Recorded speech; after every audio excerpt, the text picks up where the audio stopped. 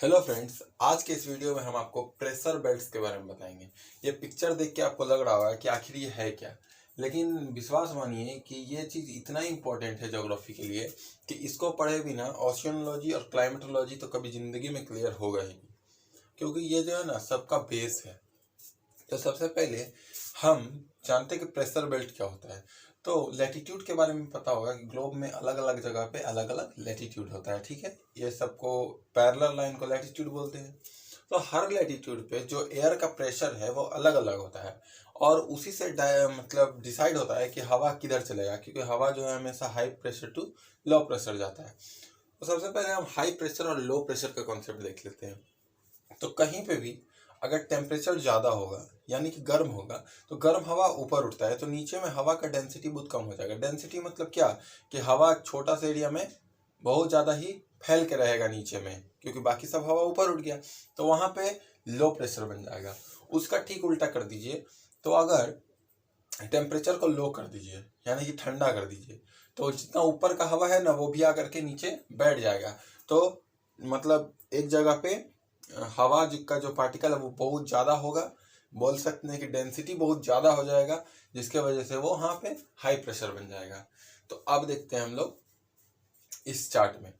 तो ये आपको पता है कि ये 0 डिग्री लैटिट्यूड है, इक्वेटर भी इसको बोलते हैं और ट्रॉपिकल रीजन भी बोलते हैं।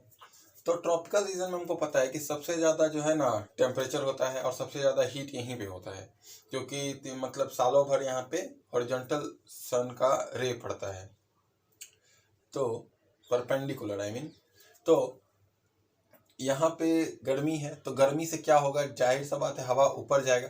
तो इस बेल्ट में क्या पाया जाता है, लो प्रेशर। यहाँ आप 0 से 5 डिग्री तक नॉर्थ में और यहाँ 5 डिग्री तक साउथ में आप मान सकते हो, ठीक है।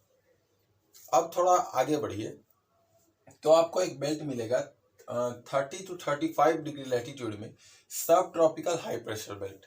अब यहाँ पे हाई प्रेशर क्यों पाया जाता है, क्योंकि ये जो इलाका है ये ठंडा इलाका है, तो यहाँ पे हाई प्रेशर पाया जाता है। अब आपको तो ये तो बताने की जरूरत नहीं ना है कि हाई प्रेशर क्यों बना, लो प्रेशर क्यों बना। ठंडा है मतलब हाई प्रेशर, गर्म है मतलब लो प्रेशर। अब देखिए यहाँ पे सब पोलर लो प्रेशर बेल्ट, यहीं पे सबसे ज़्यादा कंफ्यूजन है, जो कि 60 to 65 डिग्री लैटिट्यूड पे होता है। कि आखिर यहाँ पे लो प्रेशर कैसे बन सकता है, ये तो इससे भी ज़्यादा ऊपर है।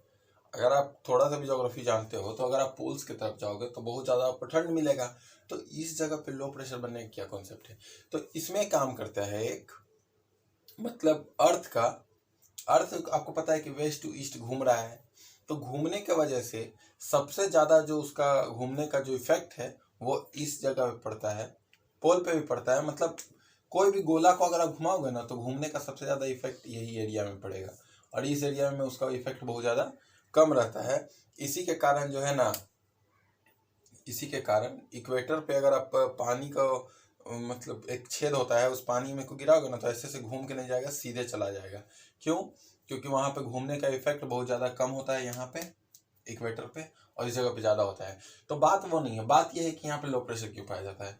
तो ऐसे जब घुमाते हैं ना तो यहाँ पे इफेक्ट होता है, जिसकी वजह से हवा जो है ना वो इधर उधर जो है छितरा जाता है, जिसके कारण यहाँ पे लो प्रेशर बन जाता है। तो आपको याद रखना है कि 60 to 65 डिग्री लैटिट्यूड पे लो प्रेशर पाया जाता है। और बात करते हैं पोल का, तो पोल पे जाहिर सा बात है हाई प्रेशर पाया जाएगा, क्योंकि यहाँ पे मतलब हर टाइम बर्फ जमा रहा था। देख लो ग्रीनलैंड, ये सब पोल का एग्जाम्पल अब समझ सकते हो। ग्रीनलैंड ही आया है तो इतना ज़्यादा बर्फ जमा हुआ है, आगे तो और होगा। तो ठंड की वजह से यहाँ पे हाई प्रेशर पाया जाता है। तो चलिए, तो अब हम लोग विंड का डायरेक्शन के बारे में समझ जाते हैं। तो ये देखिए 0 डिग्री से 30 डिग्री लैटिट्यूड पे ट्रेड विंड्स का फ्लो होता है। ट्रेड विंड्स नाम क्यों पड़ा, क्योंकि ज़्यादातर ट्रेड जो है वो आप एंशियंट टाइम में ले लीजिए, मेडिवल टाइम में ले लीजिए, वो इसी रूट में ज़्यादातर होता था, जैसे इंडिया से इधर या फिर चाइना से, जो भी इधर अमेरिका से। तो इसलिए इसका नाम ट्रेड विंड रखा गया है। अब आप देख रहे हो कि विंड का डायरेक्शन देखिए, ये भी ट्रेड विंड है नॉर्दर्न हेमिस्फीयर में, सदर्न हेमिस्फीयर में ये भी ट्रेड विंड है, लेकिन हम लिखे नहीं है, अलग बात है। लेकिन यहाँ पे देख सकते हैं आप कि ट्रेड का मतलब इसका हवा का जो डायरेक्शन है वो ऐसे है और यहाँ पे ऐसे है। तो इसका क्या मतलब है, सिंपली हवा जो है high pressure to low pressure जाता है, ये जा भी रहा है, ठीक है। लेकिन कॉरियोलिस फोर्स नाम का एक फोर्स होता है जो कि पृथ्वी जो मतलब घूम रही है उसके इफेक्ट के वजह से नॉर्दर्न हेमिस्फीयर में जो है हवा को जिधर जाना चाहिए उससे दाएं तरफ मुड़ जाती है, और सदर्न हेमिस्फीयर में हवा को जिधर जाना चाहिए उससे बाएं तरफ मुड़ जाती है। हवा को देखिए एक्चुअली जाना इधर था, लेकिन ये अपना बाएं तरफ मुड़ गया, और इधर में हवा का एक्चुअली जाना इधर था, लेकिन ये अपना दाएं तरफ मुड़ गया। तो इस तरह से हवा का डायरेक्शन डिसाइड होता है। अब देखिए यहाँ पे हाई प्रेशर, यहाँ पे लो प्रेशर, तो इधर ऊपर भी हवा जाएगा। तो ये जो हवा जाता है लगभग 35 डिग्री से आप बोल सकते हो 60 डिग्री लैटिट्यूड पे, तो इसको हम लोग वेस्टर्लीज बोलते हैं, क्योंकि यहाँ ये वेस्ट से आता है। देखिए वेस्ट की तरफ से आता है और ईस्ट की तरफ जाता है। हम बताए थे आपको दाहिने तरफ मुड़ेगा, तो देखिए हवा को इधर जाना था, ये मुड़ा किधर है, इधर, तो इसको हम लोग वेस्टर्लीज बोलते हैं। फिर यहाँ सब पोलर लो प्रेशर बेल्ट है, तो जाहिर सा बात है कि low pressure high pressure to low pressure हवा आएगा, लेकिन नॉर्दर्न हेमिस्फीयर है तो ये किधर में आएगा, ऐसे आएगा, क्लियर, क्योंकि अपना दाहिना तरफ मुड़ जाएगा। तो ये पोलर विंड्स होता है। आई होप आपको वेस्टर्लीज और इसका आपको पता चल गया होगा। तो इसको क्या बोलते हैं, तो इसको हम लोग ईस्टर्लीज बोलते हैं, ठीक है ना, इसको ईस्टर्लीज, क्योंकि ये ईस्ट से आता है। तो ट्रेड विंड 0 से 30 डिग्री, वेस्टर्लीज 35 या 30 से 60 डिग्री, और जो आपका पोलर है ईस्टर्लीज वो आपका 65 टू पोल जितना भी है 0 डिग्री तक, उसको ईस्टर्लीज बोलेंगे। अब चलिए अब हम आपसे थोड़ा सा क्वेश्चन कर लेते हैं नीचे वाला, क्योंकि नीचे में तो नाम लिखे नहीं। बताइए ये जो विंड फ्लो करेगा यहाँ पे, वो कौन सा विंड फ्लो करेगा 0 से 30 डिग्री के बीच, एग्जैक्टली ट्रेड विंड। उसके बाद 30 से 60 डिग्री के बीच में अगर हम बात करेंगे तो कौन सा विंड फ्लो करेगा यहाँ पे, वेस्टर्लीज। ये भी तो देखिए वेस्ट से ही आ रहा है, तो वेस्टर्लीज।